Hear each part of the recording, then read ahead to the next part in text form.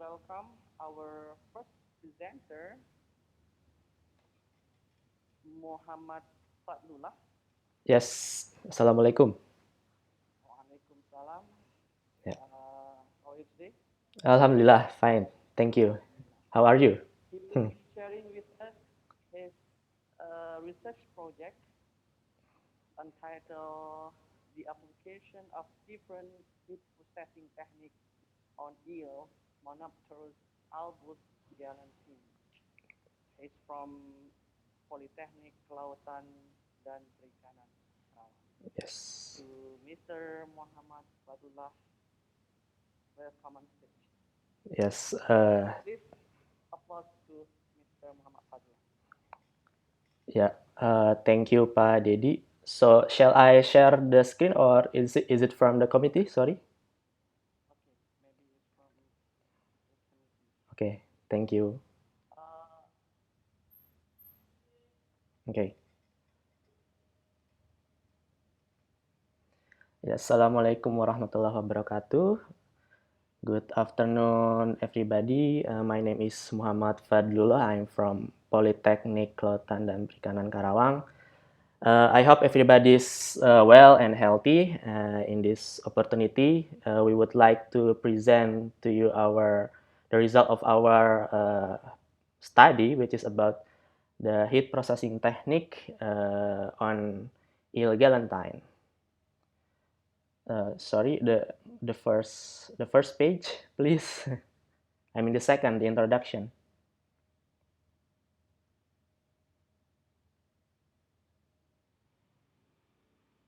Okay. Okay, next. Yeah. So the content of this presentation is first about introduction, and then aims, and then materials and methods, results discussion, and end with conclusion and recommendation. And to begin, what comes up in your mind if you see this picture, yeah, the picture of an eel? Next, please. Okay, maybe some of you thinks that it is slimy or disgusting or unattractive, or maybe it has no value. Next. Okay, but according to our national data, yeah, the national aquaculture productivity of eel is quite high, yeah, around 400 tons in 2017, and also in local market, it has a local market value between 2.8 to 4.5 USD per kilogram, and it is also already exported commodity to other countries such as Malaysia, Japan. Eel also has high protein content and also high vitamin A content. Okay, next. So we would like to take those positive points by making a product diversification. And one product that comes up to our mind is eel galantine, because eel galantine is more preserved and also more attractive because it is a food with a mixture of culture between local and Western food. And to do this product diversification, we use heat treatment processing, such as steaming and grilling process. Because we use different heat treatment process, it will affect on the product quality. And also the product quality also affected by the composition of the eel meat. Next. Therefore, in this study, we aim to investigate the quality of eel galantine, including sensory quality, nutrient quality, and the microbiology quality. Next. Okay, here are the materials and methods. So we use fresh eel, and after that there's washing, cutting, grinding, mixing with other materials, molding, and heat processing. And as we can see here, we use two different type of heat processing. First is steaming process for 1 hour with between 50 to 90 degrees Celsius, and the second one is grilling for 30 minutes between 120 to 160 degrees Celsius. And then the next is draining, packaging, and storing. Next. So here's the formulation that we use based on the literature. So basically we use two types of formulation. The main difference is formulation 1 use 5% of eel meat, and formulation 2 use 10% of eel meat. Next.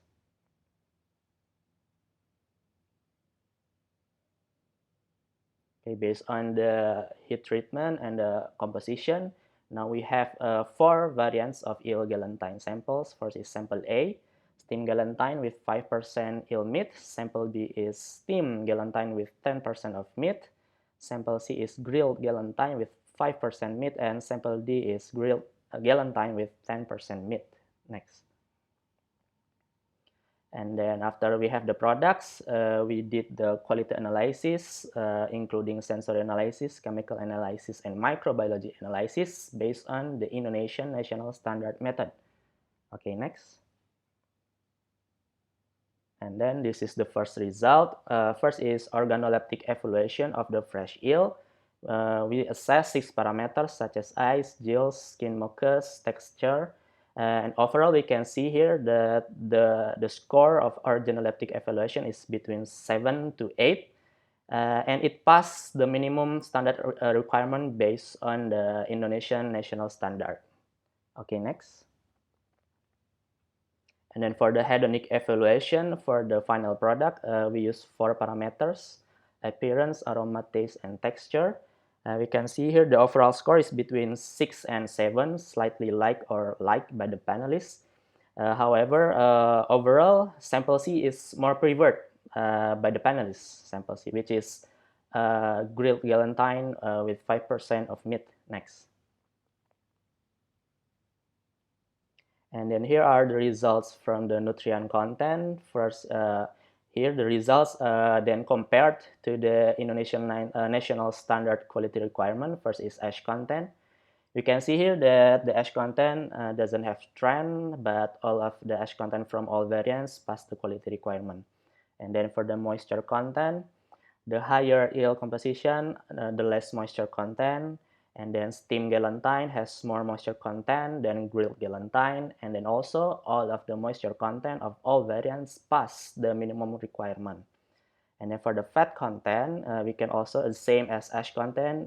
It doesn't have trend, yeah. But all of the fat content pass the national quality requirement. Next.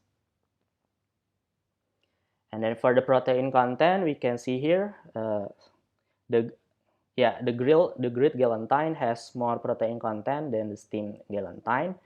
The protein content also fortunately passed the Indonesian national standard, yeah. And then for the carbohydrate content, the higher eel composition has higher carbohydrate content. However, the carbohydrate content is mainly affected by bread flour, not by the eel meat. And then also the steamed galantine has less carbohydrate content than the grilled one. And then for the vitamin A, the steamed galantine has more vitamin A content than the grilled galantine. We can see here that vitamin A is heat sensitive. Next. Okay, for the microbiology quality, we use total plate count method. We can see here from sample A to D has increasing trend. Yeah, but unfortunately, all the TPC results did not pass the quality requirement. So we thought maybe because the product itself has quite a high moisture content, so it supports fast growth of microbe growth. Yeah, next. Okay, to conclude our presentation, first is about the sensory quality. You can see here that the grilled galantine with 5% of eel, which is sample C, are the most preferred sample by the panelists. And then eel galantine with 5% of eel meat have more and less carbohydrate content. And then the grilled galantine have less moisture content, higher protein, less vitamin A. And also the ash, moisture, fat, and protein content from all of the eel galantine variants meet the minimum requirement from the Indonesian national standard. And then for the microbiology quality, the TPC, the results has increasing trend. However, all of the TPC results did not meet the quality requirement. Next. Okay, there are some recommendations for further improvement of the eel galantine product. So we can say that the sensory and microbiology quality can still be improved.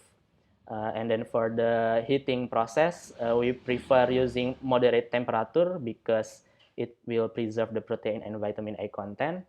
And also for further studies, we should use more variations such as composition and heat treatment with focus to improve the sensory quality and also to produce a product with less moisture content so it will improve the microbiology quality and also to provide more data so we can see the trend of the results more clearly and also other types of heat treatment that could be tested for further study such as drying, cooking, and smoking process. Next. Okay, these are some of the references that we use. Next. Okay, thank you for your attention. I hope you are always be healthy ya. Use mask, wash hands, keep distance. Thank you. Assalamualaikum warahmatullahi wabarakatuh. Waalaikumsalam warahmatullahi wabarakatuh. It's quite interesting presentation from Mr. Muhammad Fatullah from Politeknik Kelautan dan Perikanan Karawang. Now this is time to Q&A session. So I would like to welcome all participants here who have questions. Please raise your hand.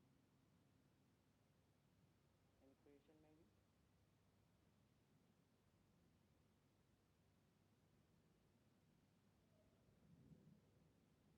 No question? Okay, if no question, we are going to the next presenter.